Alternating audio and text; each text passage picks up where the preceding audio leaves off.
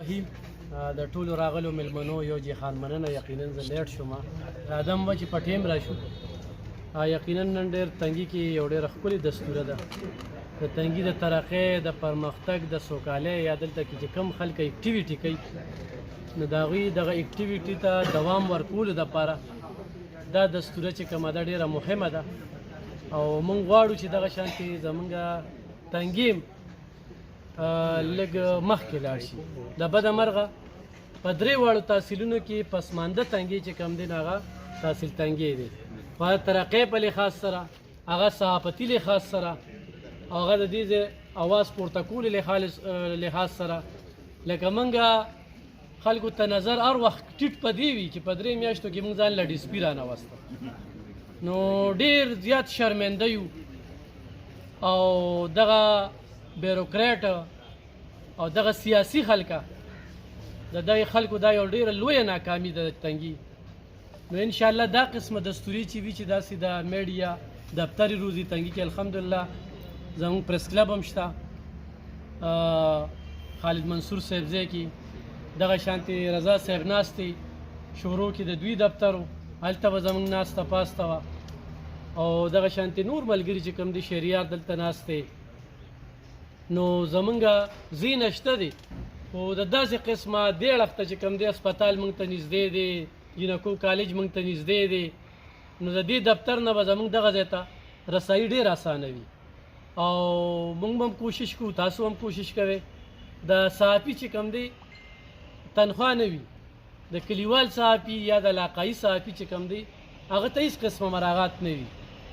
نو هغه دغه کورج ورکړي بیګا په یو وټساپ ګروپ کې یو کس د لاټین نښه شیر کړې ده نو بل کس ورته وایي چې یاره دا څنګه صحافي دی چې د دې پیسې واخیستې او دی شیر کړله.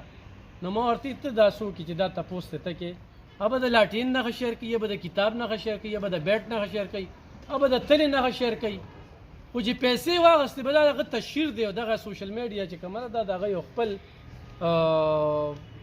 چینل دی هغه چې پې څنګه دغه کې دې سره ټي وي، اخباري، ریډیو وي، کمرشل وي، تشهیر وي، نو د هغې چې کوم دی نو یو خپل ضروریات وي، یعنې ټي وي درنه غواړي، ریډیو یې درنه غواړي، اخبار یې درنه غواړي، نو هغې کې هم د دغه سیاسي خلکو د دغه ملګرو به ملګرتیا وي.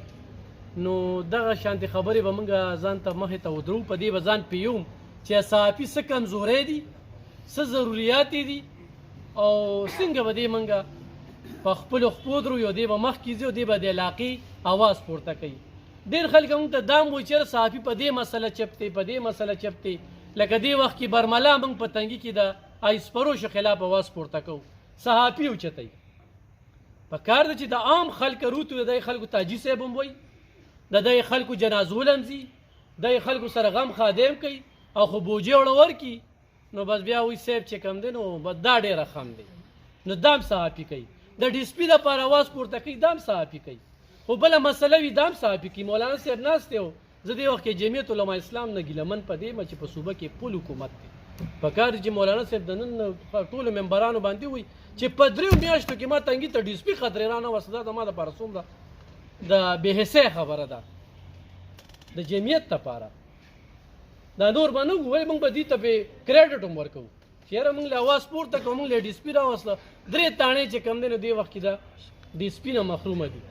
ایس ایچ او به چې کم دی هغه به ګیدرنګ سره میلاویږي، جرګې به کوي، هغه به ګشت کوي، هغه به په علاقه کې ګرځي. نو موږ چې څومره ناستو سره زما دا زموږ کمزوري ده، خپلې کمزورۍ به دا کوو ته موږ تنګي له هغه شان ترقي ورنه کړله. زموږ د صحافیانو هم پکې کمزوري شته، د سیاسیانو هم پکې شته، د سوشل اکټیویسټو هم پکې شته.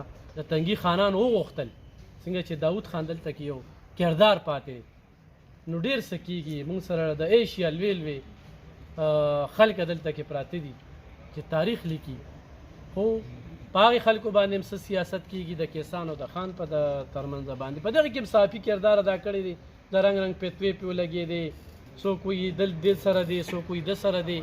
نو موږ همیشه کوشش کوو چې دلته کې د امن، د سولې، د سوکالۍ، د ترقۍ کردار ادا کړو. نو زه اجاز احمد ته نن مبارکي ورکوم او اجاز احمد دا تعالی چې کوم کسان راغلي دي یقینا دا ستا په ملا باندې کلک ولاړ دي او زموږ صحافیان ملګري هم پکې ډېر زیات دي. د دوی هم یو جهان مننه کوم، موږ تعالی داد هم درکوو او د خپل مکمل تعاون یقین دخانی درکو او د تنګي صحافیانو ډېرې کمزورۍ دغه دي چې هغوی ته هغه شان وسایل نشته. نو انشاءالله د دې دفتر ویستو سره به موږ د تنګي د صحافیانو د وسایلو دپاره مواز پورته کوو. هر ځای کې صحافي پلاټ واغسته موږ تنګي چې کم دی نو دا موږ ډېر محرومه یو. نو زما به صحافیان وروڼو ته هم دا خواست وي چې په تحصیل تنګي کې کم راځي موږ به د یووالي مظاهره کوو، پریس کلب به مبادو، داسې دفتر یې به مبادو. ډېره مننه. په نامه د خدای چې ډېر بخښونکی او مهربانه دی. دلته راغلي د ټولو مشرانو معزز زمونږ ډېر قابل احترام د ټولو ډېره زیاته شکریه ادا کوم. که د یو نوم اخلم نو زه یم چې ټیم هم د دغه دی د مانځه دی او ټیم ډېر شارټ دی.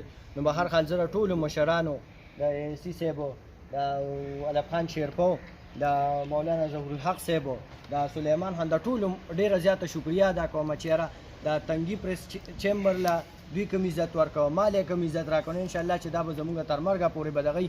او که زه دا یو خبره وکړم چې تنګي پریس چیمبر چې کم دی نو دا به د هر صحافي دپاره بلکې د هر چا دپاره وي. بلکل د دې ګیټونه به آزاد وي. دې کې به دا نه وي چې دا صرف د ایجاز دفتر دی، ولی صرف د ایجاز د پیج دپاره، ولی د اخبار دپاره دی، الله د ریډیو لپاره نه. دا د ټولو خلکو دی. دې ته بلکل د دې ګیټونه به آزاد وي. هر څوک ورته راتللی شي. مونږ هر چا له دعوت ورکړی دی، هر صحافي له مونږ ورکړی دی، 400 والا دې ځای له ټولو له مونږ دعوت ورکړی چې راځئ به. او انشاءالله د دې دروازې به بلکل ازادي او ستاسو په وساطت سره، ستاسو مرستې سره. ستاسو مرسته به دا وي چې مونږ له تاسو راځئ، زمونږ پوښتنه کوئ، د دې دفتر ته راځئ، مونږ سره یو پیاله چیسکئ. نو دا به زمونږ دپاره هر څه وي او زمونږ دپاره به ډېر د قابل قدر او دغه وي. نو د ټولو اخره کې زه بیا یو وارې بیا د ټولو مشرانو دلته راغلي ډېره زیاته مننه کوم. ډېره ښاد او آباد خوشحاله